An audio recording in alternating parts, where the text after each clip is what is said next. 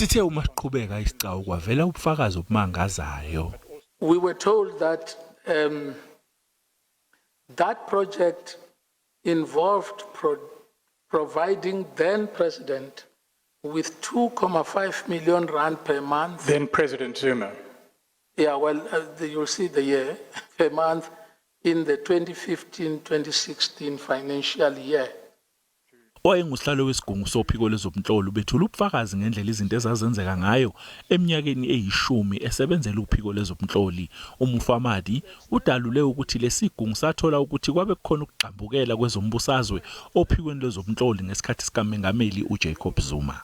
Lesigungu saqokwa uMengameli uCyril Ramaphosa ngo-2018 ukuze siphenye ukuthi ingabe uphiko lwezobunhloli lwenza ngendlela efanele yini umsebenzi walo. Eqhubeka nokwethula ubufakazi uMufamadi uthi ukubuyiswa kwezinye izinhlaka zokusebenza kwalolu phiko ngo-2011 kwamangaza ngenxa yendlela uhulumeni ayesebenzisana ngayo ne-Principal Agent Network.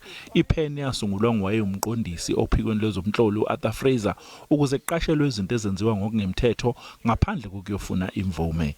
Kube sekuvela izinsolo zokubandakanyeka kowabengumengameli wezwe. It's not the first time that I hear evidence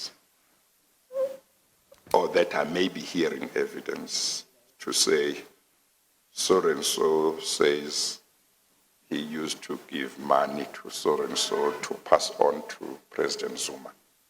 Isicawu sizoqhubeka kusasa.